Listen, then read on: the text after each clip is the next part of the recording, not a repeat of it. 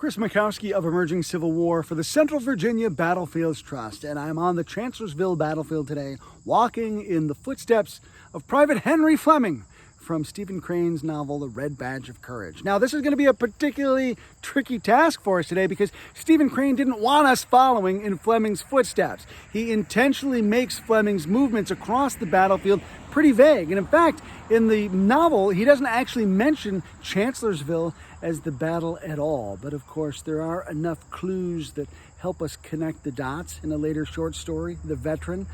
Crane actually does have Fleming say, yeah, it was Chancellorsville. So we know that the novel takes place here. What I'm going to do, rather than literally walk in the footsteps, is take you to some places on the battlefield that evoke some of the scenes in Crane's novel so that you can explore the battlefield, see some things that Crane's character saw, even though Crane himself was never actually here. He was born after the war even happened. But his writing is so evocative and connects people to the battlefield so successfully that veterans thought that he had been here. They were amazed at the skill in his writing. Behind me is the road that's going to head up to Ely's Ford. The Army's going to march from that area down into that area, the Chancellorsville intersection, that way just a mile. We know that Henry Fleming goes through 2 days of fighting in the course of the novel, which means he doesn't actually show up on the battlefield until the 2nd of May. So he misses all of the first day's fighting. So just by that clue, we know that he's either part of one of the final divisions of Couch's 2nd Corps to arrive here, or he's part of Dan Sickles' 3rd Corps. Scholars have done some work and have identified some particular regiments that maybe Fleming might have belonged to, but the novel says he belongs to the 304th New York, which is completely fictitious. Its exploits do relate to some actions that took place here and some specific regiments that took place here, and we'll go visit some of those over the course of our tour. But we know that Fleming starts the story in this area here around the Bullock House, and then will eventually go into the fight on the morning of May 2nd. He does so, his unit moves around, they get positioned, repositioned, shifted, they cross a small creek, they have time to eat lunch before they ever even see their first fighting. And it's in that first fighting that Fleming first realizes that maybe he's not quite cut out for this. He's been wondering about that for the whole first part of the novel. He finally sees the elephant and he flees. And his adventures are going to take him deep into the heart of the battlefield, off in that direction. And we're going to go find some places that look like and sound like some of the places Fleming runs across. But first, let's take a look here at the Bullock Farm. This was a farmstead owned by Oscar and Catherine Bullock. They had 2 infant kids. At the time of the war, Oscar was actually off serving in the Confederate Army. Also living here was Catherine's younger brother, David Kyle, 19 years old at the time of the Battle of Chancellorsville, best known as the guide who takes Stonewall Jackson down the mountain road for his appointment with destiny. We're going to take a walk from the Bullock Farm and the apex of Hooker's Last Line down the Chancellorsville History Trail and see some parts of the wilderness that actually look like the wilderness. As Henry Fleming is fleeing from the battle and he's pushing his way across the battlefield and away from the lines, he gets entangled in some areas that are pretty wild. He sees why this is actually called the Virginia Wilderness. And you can still see that too by taking a walk down this trail. The forest at Chancellorsville is much more mature than it had been in 1863. We see much taller trees, a lot less undergrowth, and so we've got a mature forest, not the second growth, dense, deciduous jungle that soldiers saw during the Battle of Chancellorsville. If you take a look at this stretch of forest, notice that the trees are a lot smaller, they're a lot shorter, a lot of dense undergrowth, things are pretty thick, everything's fighting for that sunlight. The ground was cluttered with vines and bushes, Crane writes, and the trees grew close and spread out like bouquets. The creepers, catching against his legs, cried out harshly as their sprays were torn from the barks of trees. And elsewhere, he says the brambles formed chains and tried to hold him back. Trees, confronting him, stretched out their arms and forbade him to pass. The Chancellorsville History Trail is 3.6 miles long. It's a big loop that goes from the visitor center out to the Chancellorsville Mansion, up past Hooker Drive, and down to the Bullock House, in through the forest along the trenches, and then brings you eventually back down to the visitor center. There's also a half-mile loop on the other side of the visitor center. A great place to really get a sense of what the wilderness might have looked like once upon a time. I know this is supposed to be a history video, but I'm going to take a second to have a little nature moment, because one of the cool things you can see on this part of the trail in particular are these little funnel spiders. Take a look right over here. You can see one of their funnels. They create these funnels and they wait for prey to get caught in that web, and then they wait down in the mouth of that. These things can be huge.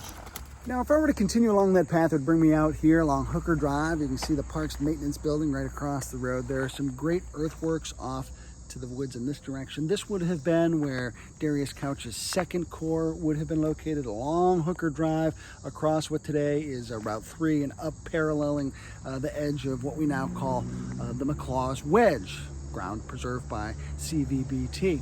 I could go through the novel and make an argument that Henry Fleming's 304th New York Regiment was actually somewhere along this part of the line, part of Samuel Carroll's brigade in William Blinky French's division, and I always got to give extra blinks for Blinky French. And but of course, to Stephen Crane, that was all rather irrelevant. He didn't care about placing Fleming in an actual regiment. He didn't want us distracted by some of those particulars, because he knew some yahoo like me would be out here trying to walk in the footsteps, and that was beside the point for Crane. I can't stress that enough.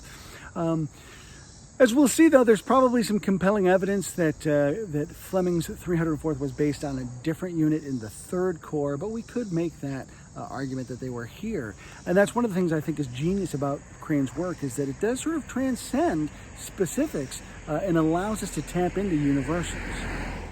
I'm on a different part of the trail now, across from the Bullock House site, but this time going through the woods in the opposite direction. And one of my favorite parts of the novel is where Henry Fleming finds himself in a cathedral of trees. And he has to push himself through some pines in order to get to this cathedral. There aren't many pine stands left that you could push your way through on the battlefield now, but you can see above me that there are still some tall ones these days. In fact, the woods at Chancellorsville and the wilderness are filled with these tall Virginia pines. They've got very shallow root systems, and so they're vulnerable to weather. Strong storms can push them over. A lot of them have been heat weakened this particular summer, and a few have toppled. But here we can, along this stretch of the path, we can actually see that cathedral of trees with the sun dappling down through, and it's just a gorgeous little spot. You can see there are actually some earthworks behind me, some lunettes, not very commonly visited here on this part of the battlefield, but all along the stretch of the path as you go through, you can see some works as the armies stared at each other on May 3rd and 4th. It's a very different sort of forest than we were just walking through. Much taller trees here, and again, this would not have necessarily been the case at the wilderness during the Battle of Chancellorsville, but that one scene is so evocative as Fleming pushes his way into that cathedral. Now, what Henry finds when he pushes his way in there presents one of the most sublime moments of the whole novel. He finds the body of a dead Union soldier whose blue uniform has aged such that it has turned green. It's not something that you would have found here in the wilderness at the time. You would have found in the wilderness 1864, but the armies had not been to this part of Virginia in 1863. So who was this soldier? How did he get here? Was he a deserter? If so, he's on the wrong side of the river from where the Union encampment was all winter long. So it's a real mystery, but it is the sort of thing soldiers would have seen in 1864, and young Crane growing up would have heard stories about from veterans telling their tales. So it's something that he worked in here. It's a cool little mystery, but it also provides a pretty interesting tension at that moment, juxtaposing the beauty of the woods against the horror of this corpse with insects crawling on its face. The stretch of the trail I'm on, just up a little farther from where I was, the Ely's Ford Road is just behind me right there. I can actually see street signs and hear cars. So we're just off the road Even though cars going by wouldn't know that the path is quite so close. I'm over by the Chancellorsville intersection now. Modern day Route 3 riding behind me, east to west there. The road to the river, here at Ely's Ford Road right here, and off beyond through the intersection is the old Plank Road.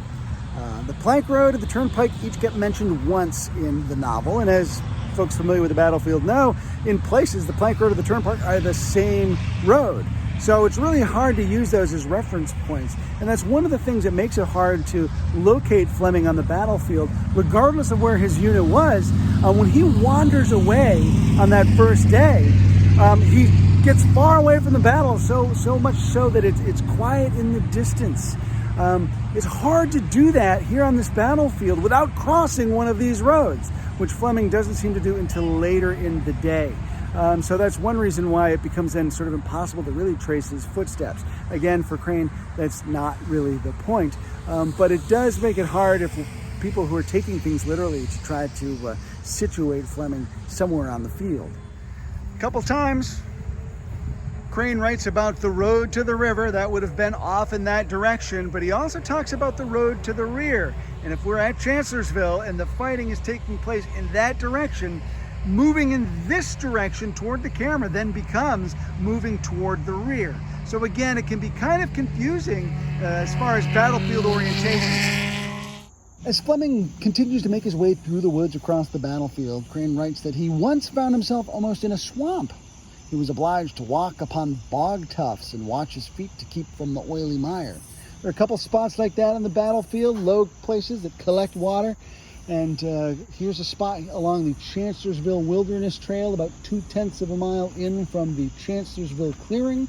We can find another such spot down by Lewis Run near Catherine Furnace off Furnace Road. Now, if he is sloshing through the water down near Lewis Run, we're pretty far away from where we started this tour.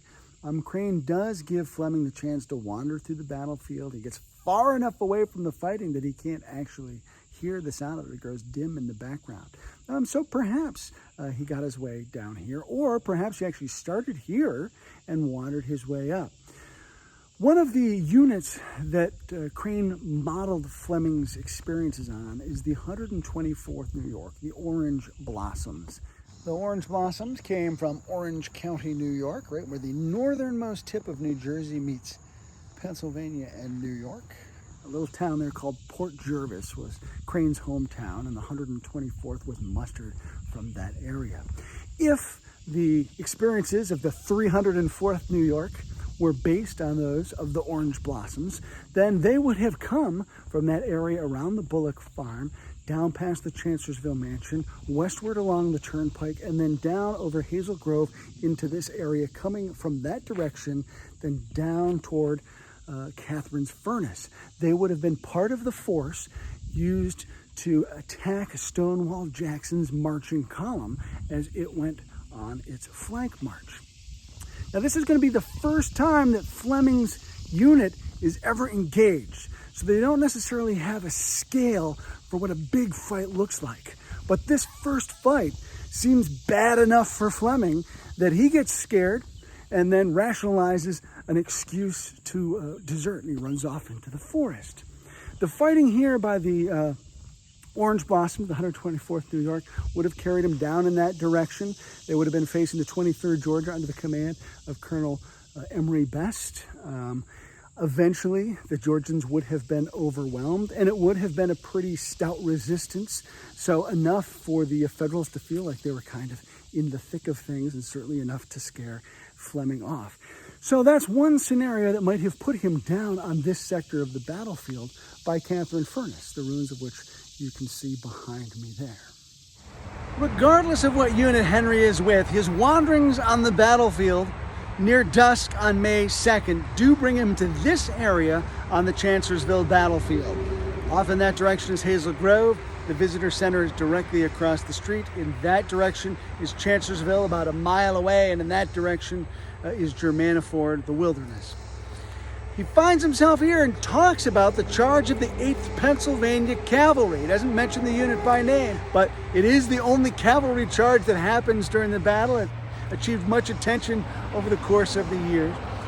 It's also at this point in the novel that Henry encounters fleeing refugees from the attack of Stonewall Jackson on the 11th Corps. They would be coming from that direction into that direction. He receives his red badge of courage when one of those fleeing refugees, speaking in an accent in the novel, hits him with the butt of his rifle. So now Henry has an excuse when he goes back to his regiment to say that he got separated and hurt in the fight instead of just ran away. He'll earn that badge during the fighting, of course, the next day. So we don't know exactly where he was when he receives that wound, but we know it's on this road. We know that he saw the charge of the Pennsylvanians.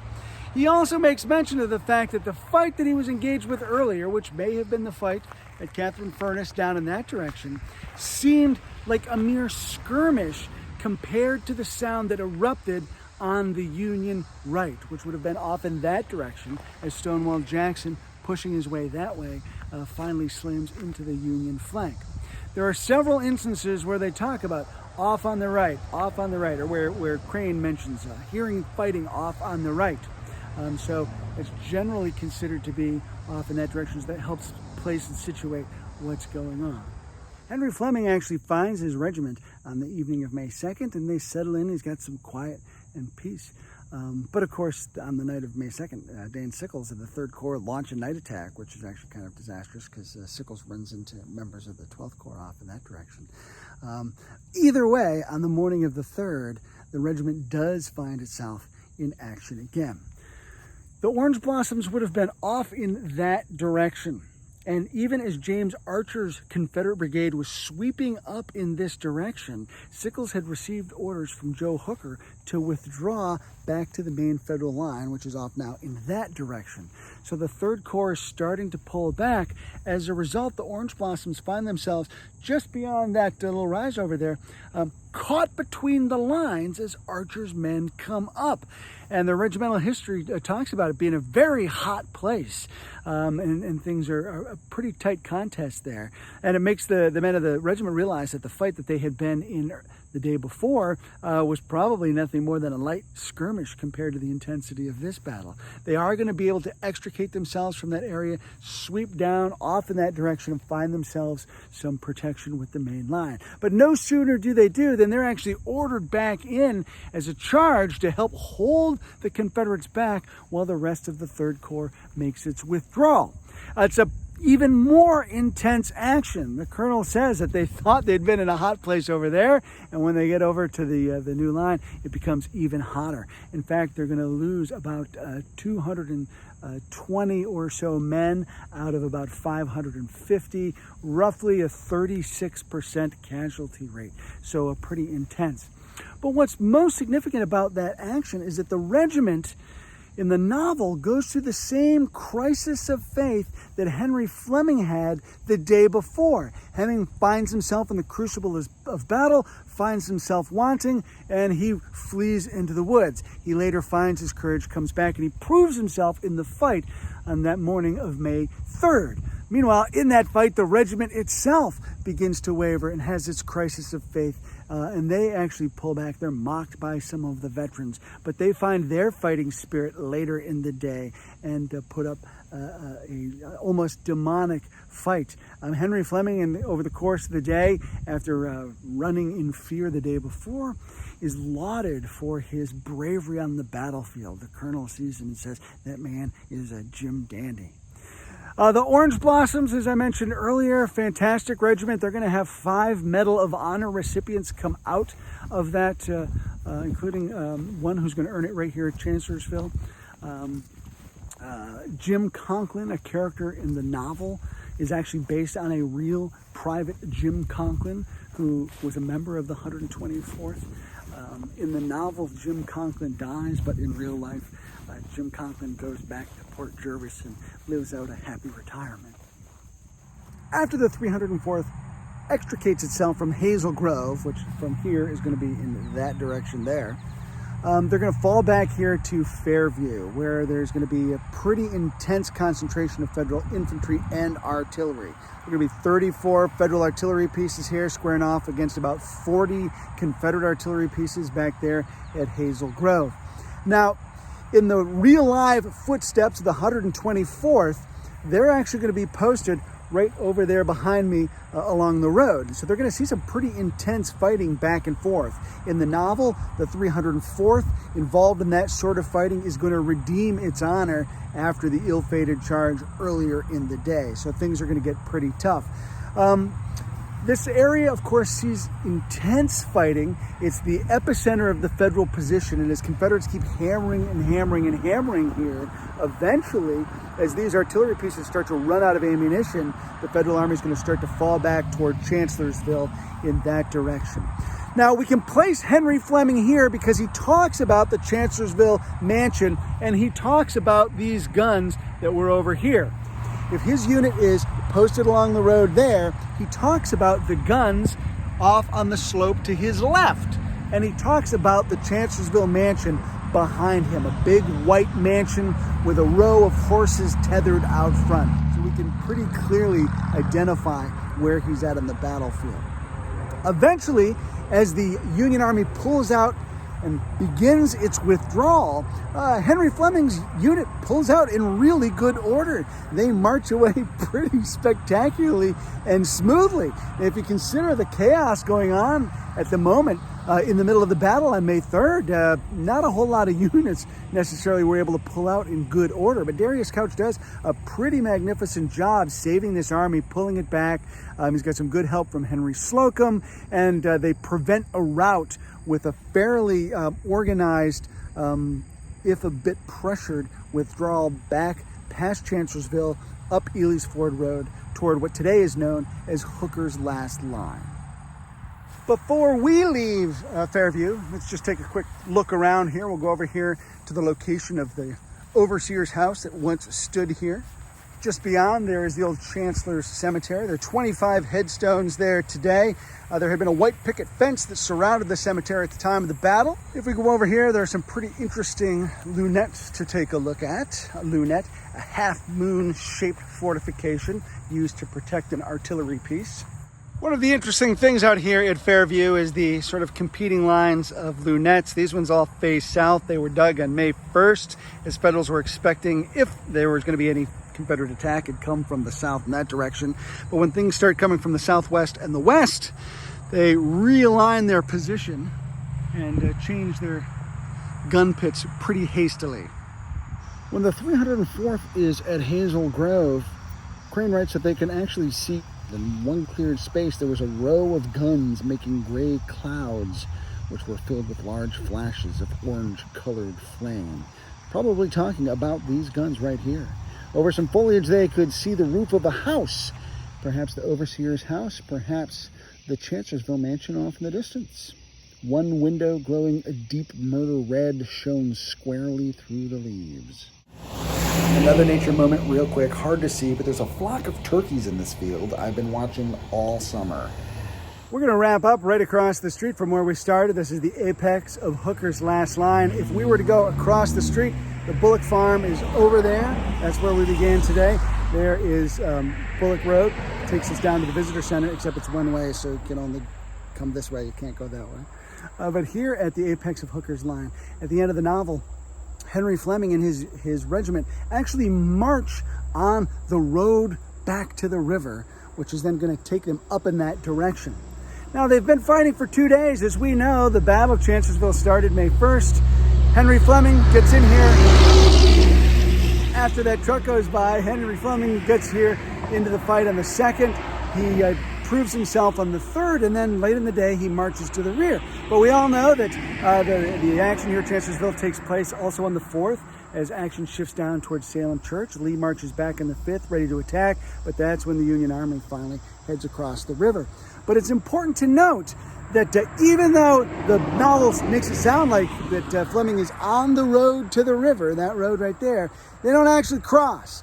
And that's because Fleming has learned the lesson he needs to learn. He's come to the epiphany he needs to come to. And so Crane's able to end the novel without actually taking Fleming off the battlefield. So he, like the rest of the army, pulls back on the 3rd of May, past the apex, into a more consolidated position, able to get there in good order. And as he does so, the novel comes to its conclusion. And with that, that brings to an end our time on the Chancellorsville battlefield as well. Hopefully you've seen some things today that help bring to life some of Crane's prose. I urge you to read the book if you haven't, because it's a wonderful book, but then also come out on the battlefield and explore, and you'll see some of the things that Crane helped readers see some of the things his character Henry Fleming saw, or some of the types of things. Nothing beats being out on the battlefield. But for readers of Crane's Red Badge of Courage, a lot of them thought that that book was the next best thing. I'm Chris Mikowski of Emerging Civil War for the Central Virginia Battlefields Trust.